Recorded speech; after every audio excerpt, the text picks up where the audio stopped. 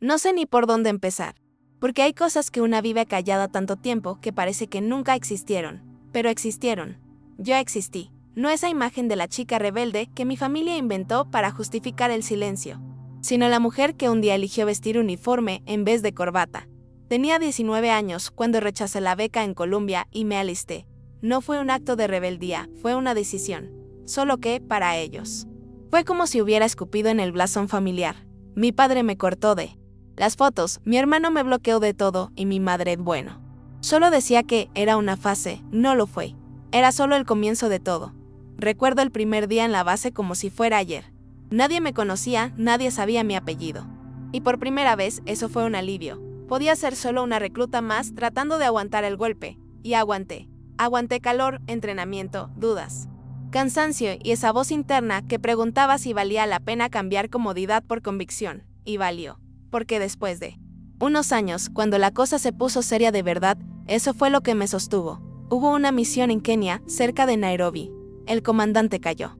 La radio falló y alguien tenía que tomar el mando. No lo pensé dos veces. Cargué a un mayor herido sobre los hombros durante 3 kilómetros en zona hostil, con balas silbando sobre la cabeza. Y cuando logramos salir con vida, el informe no trajo mi nombre, ni una línea, como si yo ni hubiera estado allí. Durante un tiempo, eso quedó guardado dentro de mí, como un secreto sucio. Yo sabía lo que había hecho, el mayor lo sabía, pero nadie más lo sabía. Porque aquella operación fue enterrada bajo sigilo.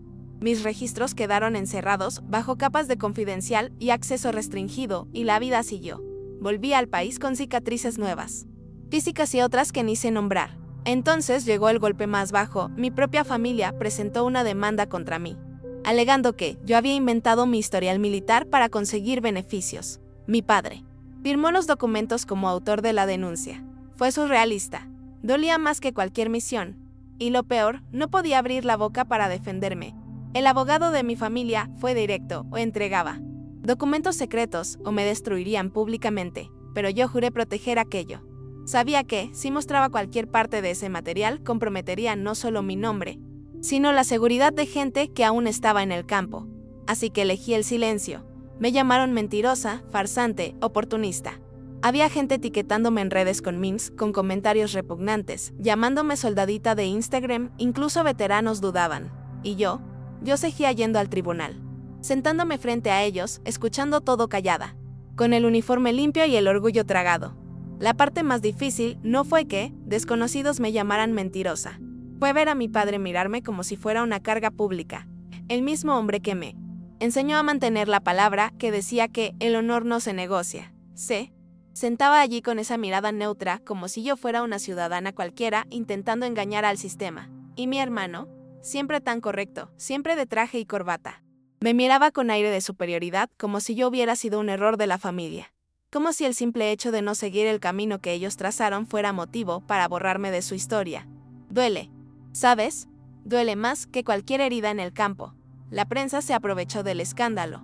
Los talk shows hacían chistes, gente que nunca empuñó un arma opinando sobre falsas heroínas. En las redes, la mitad quería verme presa, la otra mitad canonizarme. Era absurdo. Me convertí en tema de sobremesa, de grupos de WhatsApp, como si mi vida fuera entretenimiento. Lo más cruel era ver a gente de la misma base, donde entrené, preguntarse si yo existía de verdad. Algunos decían que era una invención, que mi nombre nunca apareció en los archivos oficiales. Claro que no apareció, era confidencial. Pero eso no importaba.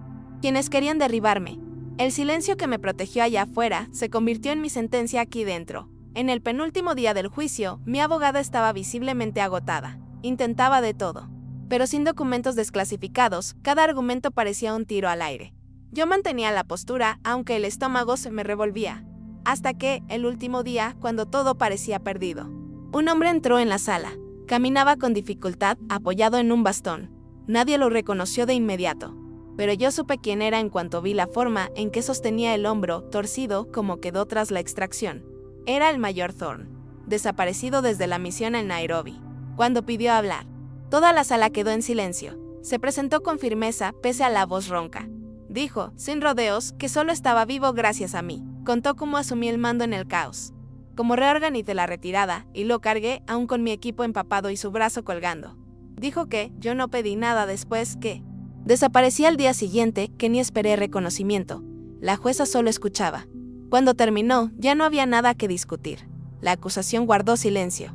Los ojos de mi padre se perdieron en el suelo y yo solo respiré, por primera vez en meses. Respiré como quien se quita el peso del mundo de encima. La sentencia llegó poco después, absolución total. La jueza insistió en que aquello nunca debió llegar allí. Que fue un intento lamentable de destruir una reputación basado en ignorancia y falta de contexto. No lloré, tampoco sonreí. Solo miré a mi padre y a mi hermano cuando salimos de la sala. Me miraron como si vieran a alguien por primera vez. Pero yo ya no necesitaba su validación. Les di la espalda sin decir nada. En ese momento entendí que había pasado tanto tiempo intentando demostrar algo a quienes nunca quisieron entender y que ahora ya no tenía sentido. Después de aquello, no volví a casa. Rechacé entrevistas, apariciones públicas, todo lo que convirtiera mi historia en espectáculo. Pero acepté una invitación. La Academia de Estrategia Avanzada me llamó para dar charlas sobre toma de decisiones en el campo. Pensé que sería ocasional, pero terminó siendo fijo. Me dieron libertad total para conducir las clases y nunca usé diapositivas ni discursos preparados. Solo contaba lo que se podía contar con frases cortas, directas. Prácticas, la mayoría llegaba desconfiada, creyendo que era otra veterana adornada. Pero bastaba media hora para que cambiaran la forma de mirar. Una cadete se acercó al final de la clase y me preguntó cómo saber si estaba lista para liderar. Le dije, si dudas y aunas y te presentas. Estás más lista de lo que crees. No está en los manuales, pero lo aprendí a pulso. Fue allí donde empecé a entender que mi lugar quizá era ese, no como ejemplo de superación, ni como mártir de tribunal, sino como alguien que vio los dos extremos, el campo y el olvido, y aún así no se apagó. Me dieron una sala pequeña, con una mesa vieja y una placa con mi nombre en la puerta. Nadie allí me llamaba mentirosa o vergüenza, me llamaban capitana. Y era suficiente. Veía a jóvenes intentando entender el mundo, errando con miedo pero dispuestos a aprender. Y quizá ese sea el mayor premio que he recibido. Un día, temprano en la academia, vi a un grupo de cadetes reunido frente al memorial interno. Miraban una pequeña placa con nombres de operativos muertos en misiones clasificadas, nombres que casi nadie conoce. Yo dejaba flores. Allí a veces, sin firmar. Ese día dejé 5 flores y una nota que decía: no todo comando es ruido. A veces es solo no rendirse. Vi a una cadete guardar el papel en el bolsillo. Entonces entendí que no necesitaba ser recordada. Solo necesitaba tener sentido. No volví a hablar con mi padre ni con mi hermano tras el juicio. Intentaron contactarme, nunca respondí. No por rabia, sino porque entendí que perdonar no siempre es reencontrarse. A veces es dejarlos en el pasado. Me arrancaron de la familia, como si fuera un estorbo, y ahora quieren actuar como si nada hubiera pasado. No. Seguí adelante con cicatrices, sí, pero seguí. Y cada vez que alguien dudaba y luego lo veía con sus propios ojos, eso sanaba un poco más. No todo, pero lo suficiente para seguir. Una noche me invitaron a una ceremonia interna de reconocimiento. Nada público.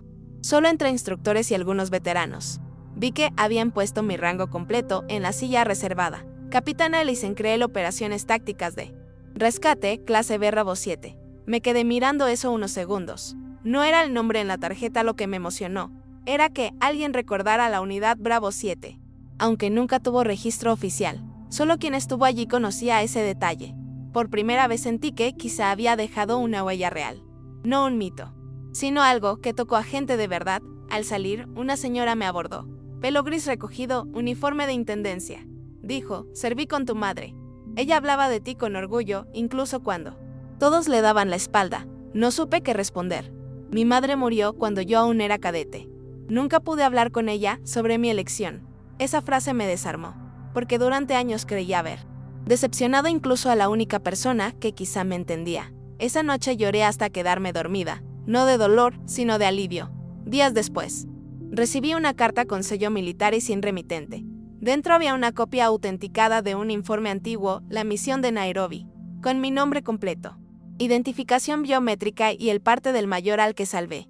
Como si alguien, en silencio, decidiera que merecía un pedazo de verdad registrada. No tenía firmas ni explicaciones, pero validaba todo lo que viví. Podría usarlo para callar bocas.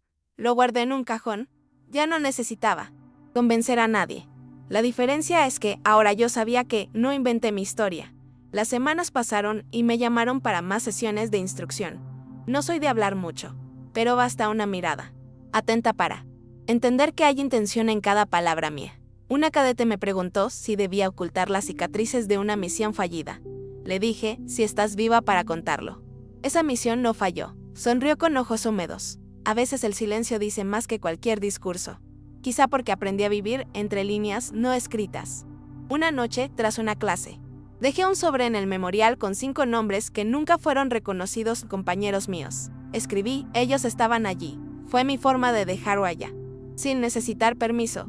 Sentí que era lo que faltaba para cerrar ese capítulo. No para olvidar, sino para dejar de cargar el peso sola. Desde aquel juicio, muchas cosas cambiaron dentro de mí. Sigo sin hablar mucho y camino con la postura de quien espera el próximo impacto. Pero dejé de pedir disculpas por existir. Dejé de intentar encajar en el molde de hija perfecta, oficial ejemplar, mujer complaciente. Soy lo que soy, alguien que hizo lo necesario en un día en que nadie más lo hizo. Y eso me basta. No sé si algún día tendré una ceremonia con medallas o una foto en el mural principal, pero cada vez que veo a una cadete levantar la mano con firmeza, sé que valió la pena. Antes de dejar la academia, visité mi armario de material. Dejé un sobre con una copia del juramento que hice al entrar en la Fuerza Aérea. Escribí a mano, cumplí, sin firma. Quien lo encuentre sabrá que alguien pasó por allí sin buscar focos, dejando todo lo que tenía. Lo importante siempre fue ese compromiso. Invisible con los que vinieron antes y con los que aún llegarán. Hoy vivo lejos de la base. No llevo uniforme, pero cada vez que escucho la historia de alguien desacreditado, algo en mí se enciende. A veces doy charlas en anonimato, otras solo observo. Y cuando me preguntan por qué nunca cuento todo lo vivido, respondo, estaba demasiado ocupada viviendo. Y eso ya me costó bastante. No es orgullo ni trauma. Es que, a veces, la verdad no necesita gritar. Solo necesita resistir. Mi padre nunca pidió perdón, ni mi hermano. Años después supe que citó mi nombre en una conferencia, diciendo que incluso los caminos más improbables pueden formar oficiales honorables. Alguien me preguntó si eso me dio paz. No lo sé. Hay heridas con las que se convive. No se cierran. Lo que importa es que, aun sin saber cómo, desacreditada y en silencio, llegué hasta el final. Y hoy entiendo que, aquel día en el juicio, cuando decidí no romper mi voto, recuperé algo que ni mi familia podía quitarme. Mi integridad. Nunca pensé contar esto en ningún sitio. Pero después de todo, entendí que a veces hay que compartir lo vivido para recordar a otros que no están solos. Me llamaron impostora. Vi mi nombre destrozado por quienes debían protegerme, tuve que ver en silencio como otros decidían mi valor. Pero aún así, me mantuve en pie. Si estás leyendo esto y te sientes borrado, desacreditado, recuerda, hay valores que no necesitan aplausos. Hay corajes que no necesitan titulares. A veces, resistir ya es vencer.